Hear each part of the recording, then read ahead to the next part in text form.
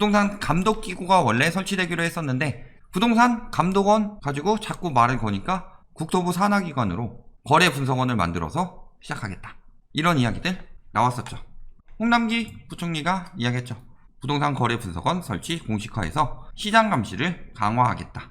9월 2일 수요일 오전 7시 30분에 정부 서울청사 부동산 시장 교란행위 차단 조직 강화 방안 2월부터 특사경 했었고 8월에 100일 집중 단속 나왔죠.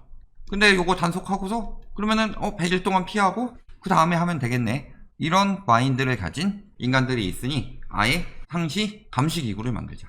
불법으로 빠져나가는 수요들을 잡겠다. 뭐 거래 분석원이라고 하는데 그 전에 이야기했던 특사경이나 감독원이랑 큰 차이가 없더라. 2월 21일 불법행위 대응반 출범시키고 감독기구 설치 검토한다. 8월 10일 날 대통령이 직접 이야기를 했다. 그 다음에 얘기 나온 게 감독원이었죠. 금감원 규모의 메모드급 기구 설치를 제안했다. 2,000명 정도에.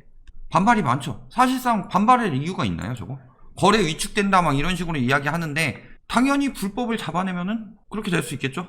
불법 행하는 수요들 당연히 거래 위축되겠죠. 특히 실수요들도 거래 위축된다 뭐 이런 이야기도 하는데 본인이 잘못한 것보다 파는 상대방이 자신한테 다운 계약이나 업 계약 이런 거 유도하게 되면은 혹은 뭐 계약서 날짜를 조금만 미뤄달라 이런 식으로 편의를 봐달라고 요청했을 때 그런 부분에 대해서 괜히 자기까지 크게 걸려 들어갈까봐 걱정이 되는데 그게 잘못된 거죠. 왜 편의를 봐줘야 돼요? 편의를 봐줄 필요가 없죠, 사실상. 그 다음에 실수임에도 불구하고 업계약 같은 거에서 대출 많이 받으려고 할 때 이런 부분 좀 막히겠죠. 그리고 이번에 거래 분석원으로 공식화되었는데 규모는 미정이고요. 올해 내로 출범할 예정이라고 합니다. 하도 감독 가지고 이야기 많이 하니까 감독 이야기는 뺐죠. 거래를 분석해서 불법 거래가 있냐 없냐 잡는 거니까 하는 업무는 비슷할 것이다. 설치 목적 뭐예요? 투기 수요, 불법 거래, 모든 교란행위 강력히 대응하는 것. 다주택 투기 수요 거의 잡아가고 있죠. 그러니까 어떤 식으로 하는 거예요? 명의 분산해서 불법 증여형 거래라든가 불법 증여 후 뭐 다시 거래한다든가 이런 경우. 그 다음에 불법 거래 어떤 것도 있어요. 업다운, 예약, 불법 전매 이런 것들이 있었죠. 그 다음에 교란행위는 어떤 거예요? 투기꾼들의 경우는 집값 담합이 있죠. 공인중개사의 경우는 허위매물, 가두리 같은 경우가 이에 해당되겠더라. 그래서 지금 같은 경우 얼마예요? 15명으로 얼마나 대응해요. 그러니까 아예 확대 개편해서 상시 운영하도록 만들겠다 이런 거죠. 그러면서 국토부, 금감원, 국세청, 검찰, 경찰 등 전문 인력을 파견을 확대하겠다. 개인금융이나 과세정보 조회 등 법적 근거 마련하겠다. 지금 이 법적 근거가 마련되지 않으니까 아무리 봐도 불법 증여고 아무리 봐도 업계약 다운 계약인데 그것을 확실히 찾아내서 조회하지 않는 이상은 잡지를 못하더라. 그러니까 아예 조회할 수 있도록 해서 불법 거래 시 바로 막겠다 라는 거죠. 아니 저걸 가지고 뭐 독재에서 뭐 개인정보 조회한다느니 하는데 실질적으로 경찰서 그냥 용의자잖아요. 무죄 추정의 원칙이 있지만 그 사람의 신원은 조회하죠. 국민들 뭐 개인정보 조회해서 뭐 독재 체제 만든다 이런 식으로 이야기하고 있죠. 지금 바로 얘기 나오죠. 매국경제에서 부동산 감시공화국인가 감독원에서 분석원으로 부동산 기구가 쪼그라들었다. 여기 배를 잘 만드는 그 언론에서는 빅브라더 논란 의식했냐 라고 하죠. 잘 생각해봐야 되는 게 금융보다 부동산을 더 타이트하게 감시해야 되죠. 금융 쪽에 더 사기가 많고 그럴 수도 있는데 근데 금융 같은 경우는 한정된 수요들이 하고 있으니까 사실상 빠져나가는 거 뭐 이런 부분 자세하게 보겠죠. 금감원 같은 경우 설치해서 효과 봤죠. 그러니까 부동산도 설치해야 된다. 왜? 가계자산 80% 부동산으로 이루어졌기 때문에 거의 한 7, 80%죠. 여기서 불법을 해서 불로소득을 계속 올리고 교란해서 피해보는 사람들 생기고 그러다 보니까 확실히 강제조사권을 갖고 불법행위에 능동적으로 대처할 인력과 조직을 갖춰야 한다라고 이야기하는 거잖아요. 왜? 자산의 대부분을 차지하고 있는데 이걸 지켜줘야지 뭘 지켜요. 그런데 뭐라 그래요?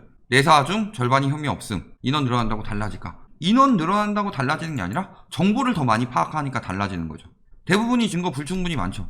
그리고 증거 불충분 뿐만이 아니라 내사를 해야 되는데도 인원이 적어서 자세히 못 보고 놓친 것들이 많더라. 강도, 살인, 절도, 하다못해 뭐 기물파손, 고성방가, 범죄가 하루에 1000건씩 일어난다고 합시다. 한 10만 명 사는 동네에서. 근데 경찰관 한 15명만 배치해요. 제대로 잡을 수 있겠어요? 아까 이야기 나왔죠? 15명 배치했는데 800건 나왔죠. 800건. 안 나온 게 아니라 그거밖에 못 잡고 있는 거예요. 더 많은 불법이 횡행하고 있다. 저희 댓글에도 막 이런 것들을 하고 있는데 어떻게 신고해야 되나요? 이런 이야기 많이 나오잖아요. 신고 받은 데서만 가서 잡고 있는 거죠. 그 정도로 뜰 정도면 지들이 대비해놨겠죠. 그러니까 잘들 피해가고 있다. 그러니까 상시적으로 잡을 수 있도록 해야 되겠다. 명칭에서는 감독을 뺐지만 사실상 빅브라더다. 행정기관의 비대화, 비효율화, 거래 위축. 행정기관의 비대화, 뭐가 문제일까요? 비대화, 비효율화. 금융감독원 때도 뭐 똑같은 얘기 했겠죠. 이거 뭐 됐을 것이다. 근데 효과 봤죠.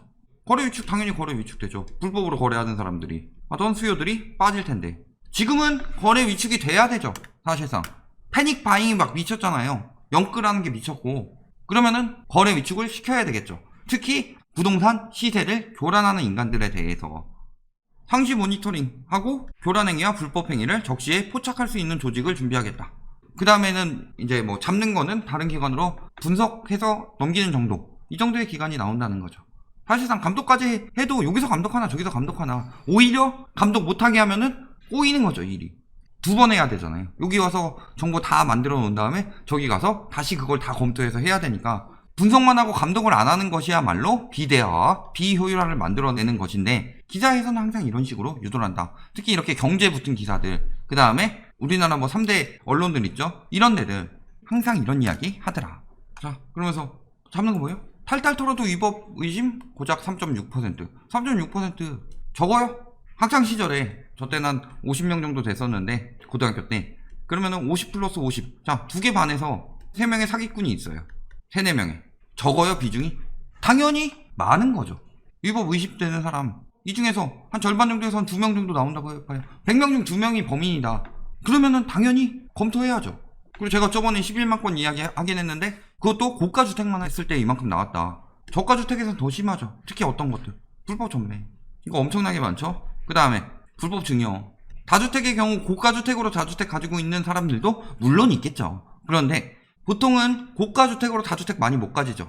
세금도 많고 그만큼 재산이 많아야 되는데 현금이 많이 들어가는데 불법 증여 이런 것들 오히려 중저가 아파트에서 많이 일어날 수 있다. 그러면서 매물이 줄어들면서 서민 아파트까지 가격이 오르게 되는 거죠. 그러니까 고가뿐만이 아니라 전반적으로 불법이 일어나는 것을 다 잡아내야 되는 거죠. 그런데 뭐라고 그래요? 전문가라 인간들? 심교수형 실제 위법은 거의 없을 것. 투기 세력 탓으로 여론몰이 하는데 그럼 뭐예요? 물론 이유가 뭐죠? 누군가 가격을 올려서 팔기 위해서는 어떻게 해야 돼요?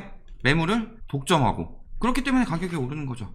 여태까지 근 10년간 공급된 아파트 중에서 51%가 다주택이 가져갔다. 그러면은 이들은 독점하고 있고 이들한테 유리한 정책이 나오면은 독점하고 있다가 하나씩 비싸게 팔면 되죠. 그러면 실수요들은 집이 없으니까 어쩔 수 없이 산다. 독점해서 파는 거잖아요. 누가 올린 거예요 그럼? 만연사상식으로 여론몰이 하는 게 아니라 집값이 오른 이유는 이것뿐이잖아요. 사서 비싸게 파는 건데 의식주 중 하나를. 그래서 뭐 국민 간 분열과 갈등을 유발하겠다는 것. 이거 누가 유발하고 있다? 이 아저씨가. 실수요자들의 거래마저 위축시키는 역효과를 가져올 수 있다. 실수요자들도 당연히 위축돼야죠. 일단 지금 상황에서 위축돼야죠. 영끌 패닉바잉 막아야죠. 항상 실수요들 거래가 터지는 시기가 언제다? 예전에 뭐 리먼 때나 이런 거 분석했을 때 어땠어요? 집값 올라가고서 정점일 때까지 계속 실수요들 사서 비싸게 차익 실현하고 빠지죠. 떨어질 때는 실수요들이 판다. 왜냐면은 영끌 패닉바잉 했던 사람들이 떨어지면서 팔기 때문이죠. 끝으로 갈수록 실수요들 몰리죠. 리먼 때 그렇다고 자가 점유율, 자가 보유율에서 계속 올라갔다가 가격 떨어질 때 뚝 떨어진 거 보였죠. 실수요들한테 항상 차익 실현하고 빠진다. 그러니까 위축시켜야죠 지금. 특히 이런 실수요자들도 떳떳하면은 불법행위 의도가 없는 사람이 위축될까요 과연? 의도 없었는데 상대방이 나한테 요구를 한다든가 계약일 하루만 늦춰주세요 이런 식으로 요구하면서 하니까 그런 거죠. 정부 규제가 강화되면서 불법이 되는 사례들도 과잉 해석이다 뭐 이런 식으로 이야기하는데 사실상 그 정부 규제가 강화됐던 것들이 원래 잘못하고 있는 짓인데 예를 들어서 기업들이 가격 담합을 해봐요. 라면 회사들이 다 모아가지고 라면값 개당 3,000원을 올리자 이렇게 담합하면은 정부에서 단속 들어가야 되죠. 불법이었죠 원래. 근데 집값에 대해서만 그런 것들이 굉장히 넘어가주는 관대한 행위였기 때문에 불법이었는데 안 잡고 있었던 거죠. 정부 규제가 강화되면서 불법이 되는 사례가 아니고 그간 불법이었는데 법이 없어서 빠져나간 것들을 잡는다 이런 거잖아요. 자 어떤 행위들 있어요? 투기 조장. 좀 뭐 유튜버니 뭐 스타 강사니 뭐 단지 찍어주고 어디 뭐 분양단지 뒷광고일 가능성 높은 데도 많죠. 분양단지 찍어주면서 커뮤니티 시설 소개해주면서 여기 좋다 하면서 분양받으라고 하는 인간들. 그 다음에 허위매물 신고. 허위로 허위매물 신고하는 거죠. 동탄 같은데 특히 많았죠. 다산 이런데. 집값 담합, 불법 현수막 설치. 담합이죠. 담합은 불법이죠. 근데 그동안 잡아낼 법안이 마련되어 있지 않기 때문에 못 잡았죠. 의식주의인데 담합하면 당연히 안 되죠. 불법으로 잡아야죠. 그 다음에 저희 예전에 다뤘던 것도 있죠. 전세 스와핑 이런 거 주소랑 비교해 봐가지고 아니 바로 옆집으로 전세 들어가요. 여기를 집을 사놓고.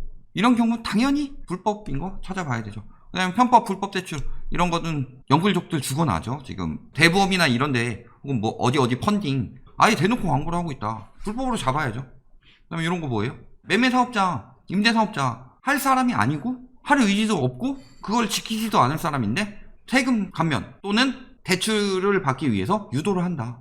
이런 식으로 분양권 투기, 법인 신탁 투기, 갭 투기, 시세 교란 등 행위 많고 부정청약, 업다운 계약 아까 얘기했던 투기 유도 단지 찍어주는 사람 이렇게 단지 찍어줘요. 단지 찍어주면은 당연히 그 단지에 사람들이 몰리면서 시세 올리죠. 거기 내 고객들 몇 명만 들어가 있다고 생각을 해봐요.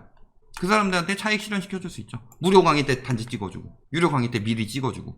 어떻게 돼요? 앞으로도 부동산 거래 분석원 연내 설립하기로 했고 이상거래 신속하게 적발하도록 한다. 특히 청주 같은 데들 지금 딱 보면은 이런 거 막으라고 있는 거잖아요. 청주 어땠어요? 방사선 가습기 그거 하나 가지고 사람들 잔뜩 몰렸더라. 호재도 아닌 거 가지고 투기 수요들 막 몰리면서 실수요들 피해보고 있죠. 그러니까 막아야 되는 거죠. 규제의 수준은 기존보다 플러스 알파로 해야 되죠. 당연히 지금 정도보다는 계속 뭔가 불법을 찾아내고 연구해서 분석원이가 분석해서 이런 불법이 나올 수도 있겠다. 투기꾼들보다 한 발 앞서 나가서 혹은 퍼지기 전에 어느 정도 차단할 수 있게 계속 법안을 만들어야 되죠. 거래 투명성 당연히 올라가죠. 교란행위 적발 및 처벌. 몇백만원 과태료 이 정도 해가지고 버는 돈은 막 억대인데 과태료는 몇백만원 뭐 이런 식으로 하는 것보다 금액에 상응하게 하면 되는 거죠. 1억짜리 사기를 치려고 했으면은 벌금 한 1억 정도 때리고 500만원짜리 사기 치려고 했으면은 벌금 한 500만원짜리 때리고 이런 식으로 좀 차등처벌도 필요하겠더라. 결론 부동산 감독원에서 부동산 거래 분석원으로 이름을 바꿨다. 하지만 업무는 이전에 계획했던 감독원까지 아니더라도 특사경보다는 디테일하게 해야겠더라. 지금 반대하는 사람들 잘 보셔야 됩니다. 이 사람들이 불법을 조장하는 사람들입니다. 불법을 잡겠다는데 이게 뭐 거래 위축이니 뭐니 이런 식으로 계속 부정적인 이야기만 한다. 그 사람들 불법을 조장했던 사람들이죠. 정책은 강해요. 준비된 것도 많다고 그랬죠. 다만 제대로 시행되어야 하는 거죠. 자, 예를 들어서 학교에서 선생님이 싸우면은 정학이다 라고 이야기를 했는데 쉬는 시간에 오지도 않고 점심시간에 오지도 않고 수업만 하고 나가요. 쉬는 시간에 애들이 싸우든 말든 잡아내지 못해. 그러면은 이거 의미 없죠. 아무리 강력한 처벌이 내려지더라도 적발을 못하면 의미가 없다. 그러니까 당연히 만들어져야 되는 거고 이로 인해서 앞으로 불법 행위는 굉장히 많이 줄어들게 될 것이다. 여기까지 말씀드리겠습니다.